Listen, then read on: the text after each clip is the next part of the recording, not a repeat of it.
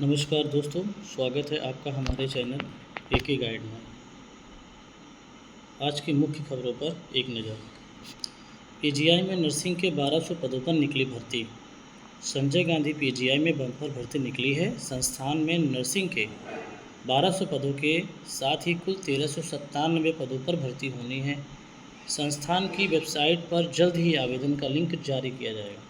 संस्थान की ओर से जारी विज्ञापन के तहत नर्सिंग के 1200, जूनियर अकाउंट ऑफिसर के 6, टेक्निकल ऑफिसर CWS बायोमेडिकल के 1, न्यूक्लियर मेडिसिन टेक्नोलॉजिस्ट के 7, स्टोर कीपर के 22, medical social service officer grade 2 के 2, सीनियर एडमिनिस्ट्रेटिव असिस्टेंट के 32, स्टेनोग्राफर के 64, CSSD असिस्टेंट के 20, ड्राफ्टमैन के 1 और हॉस्पिटल अटेंडेंट के 43 पदों पर होनी है भर्ती।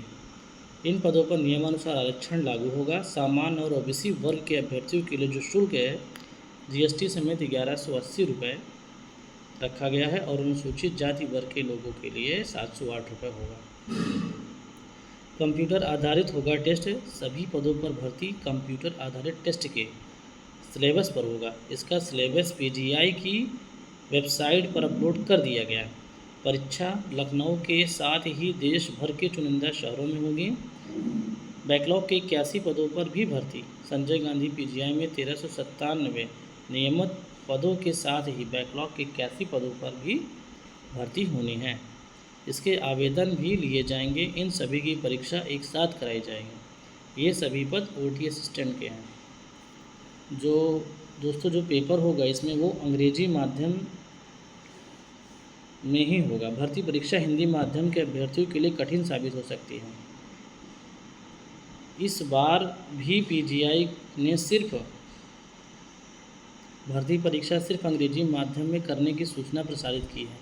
इससे केवल ग्रुप घ के अभ्यर्थियों को ही छूट मिलेगी।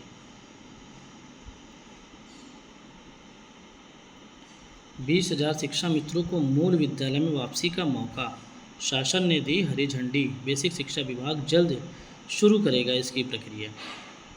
प्रदेश के परिषदीय विद्यालयों में तैनात शिक्षा मित्रों को मूल विद्यालय वापसी, जहां पहली बार तैनाती हुई थी, की शासन ने हरी झंडी दे दी है। इसके बाद अब बेसिक शिक्षा विभाग इससे जुड़ी प्रक्रिया शुरू करेगा।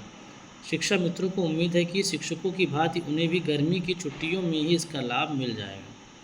बेसिक शिक्षा विभाग के उप सचिव आनंद कुमार सिंह की ओर से जारी निर्देश में कहा गया है कि महानिदेशक स्कूल शिक्षा की ओर से शिक्षा मित्रों के मूल विद्यालय में तबादले समायोजन की अनुमति मांगी गई है।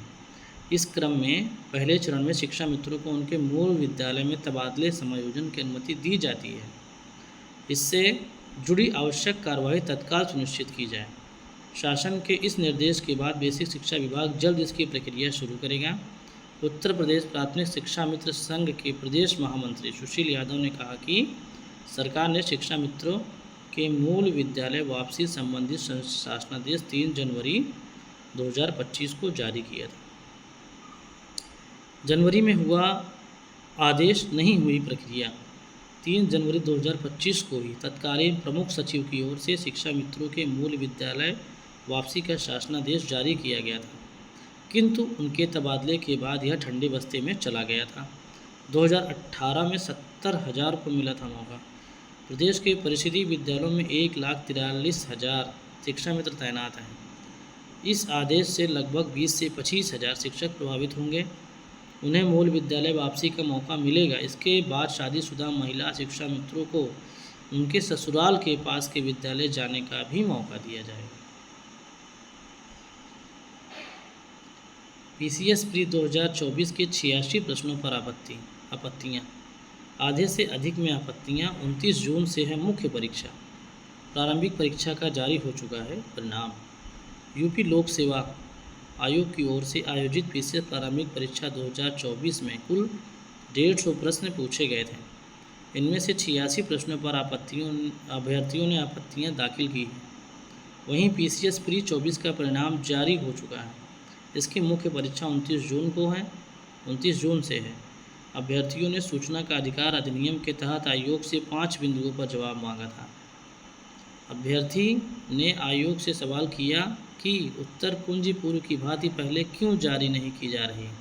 जिस पर आयोग ने जवाब दिया कि पहले अंतिम उत्तर कुंजी जारी करने का प्रावधान था, लेकिन आयोग में प्रत्यावेदन देकर ओएमआर शीट देखते थे और अंतिम परिणाम जारी होने से पहले असंतुष्ट अभ्यर्थी कोर्ट चले जाते थे, जिससे भर्ती प्रक्रिया में देरी होती थी।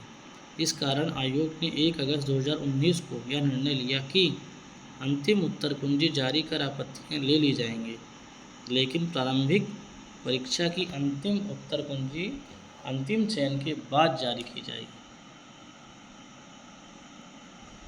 पॉलिटेक्निक प्रवेश का परिणाम 21 को काउंसलिंग जुलाई में।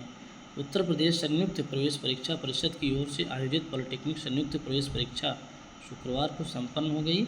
परीक्षा का परिणाम 21 जून को घोषित किया जाएगा, जबकि प्रवेश काउंसलिंग 30 जून के बाद शुरू होने की संभावना है।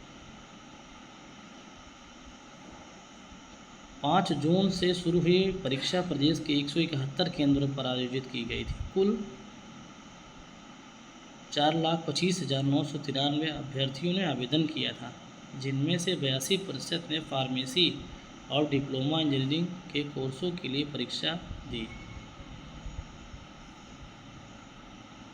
त्रिभाषा फार्मूले पर होगी हाईस्कूल की पढ़ाई, नया पाठ्यक्रम लागू। 6 विषयों के स्थान पर 10 विषयों का होगा अध्ययन, विकल्प चुनने का भी। उत्तर प्रदेश माध्यमिक शिक्षा परिषद ने हाईस्कूल के पाठ्यक्रम में बदलाव किया है। अब 6 विषयों की जगह विद्यार्थियों को 10 विषयों की पढ़ाई करनी होगी। नए पाठ्यक्रम में कला शिक्षा, शारीरिक एवं स्वास्थ्य शिक्षा और व्यावसायिक शिक्षा को शामिल किया गया है। माध्यमिक शिक्षा परिषद विद्यालयों को कला शिक्षा में चित्रकला, रंगमंच कला, गायन व वादन में से एक विषय चुनने का विकल्प देगा। शारीरिक एवं स्वास्थ्य शिक्षा में नैतिक शिक्षा, योग, खेल, शारीरिक व समाज सेवा की शिक्षा को अनिवार्य किया गया है। परिषद ने इस बार त्रिभाषा फार्मूला भी लागू किया है। विद्यार्थियों को हिंदी पढ़ना अनिवार्य होगा, साथ ही संस्कृत और अंग्रेजी में से कोई एक भाषा विद्यार्थी चुन सकेंगे। 17 भारतीय भाषाओं में एक भाषा का अध्ययन भी विद्यार्थियों को करना होगा। गणित, विज्ञान और सामाजिक विज्ञान विषय भी विद्यार्थियों के लिए अनिवार्य होगा। गृह विज्ञान, वाणिज्य, कंप्यूटर, कृषि और पर्यावरण विज्ञान विषय में एक विकल्प को चुनना होगा। व्यावसायिक के 31 विषयों में एक का चयन करना होगा। शासन की निगरानी में होगी असिस्टेंट प्रोफेसर की भर्ती। चयन प्रक्रिया 4 सदस्यीय टीम के जिम्मे। उत्तर प्रदेश शिक्षा सेवा चयन आयोग की ओर से 16 और 17 अप्रैल 2025 को हुई असिस्टेंट प्रोफेसर भर्ती की लिखित परीक्षा को लेकर हुए विवादों के बाद चयन प्रक्रिया अब शासन की निगरानी में पूरी होगी। इसके लिए शासन स्तर पर 4 सदस्यीय टीम गठित की गई है। विशेष सचिव ब्रजेश कुमार त्यागी की ओर से जारी निर्देशों के अनुसार ADM city Prayagraj Satyam Mishra additional SP, Geetanjali Singh additional SP, STF Vishal Vikram Singh और उच्च शिक्षा निदेशालय के सहायक निदेशक अजीत कुमार सिंह को टीम का सदस्य बनाया गया है। दिशा निर्देशों में कहा गया है कि असिस्टेंट प्रोफेसर भर्ती की लिखित परीक्षा के बाद की कार्रवाई निर्धारित समय एवं पारदर्शिता के साथ पूरी कराई जा सके। इसके लिए 4 सदस्यीय टीम आयोग को सहायता प्रदान करेगी।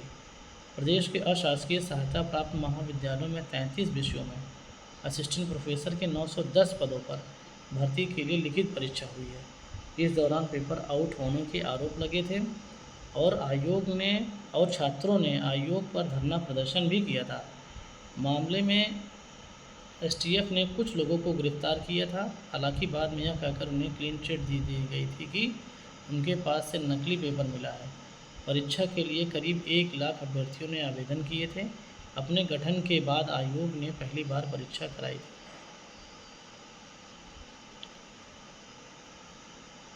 कोई भी भर्ती संस्था हो, ऐसा पहली बार होगा जब संस्था को चयन प्रक्रिया शासन की निगरानी में या शासन के सहयोग से पूरी करानी पड़े।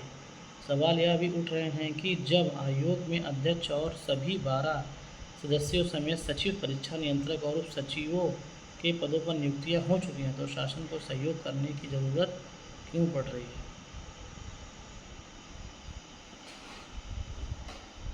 तो दोस्तों, आज की मुख्य खबर यहीं तक। धन्यवाद।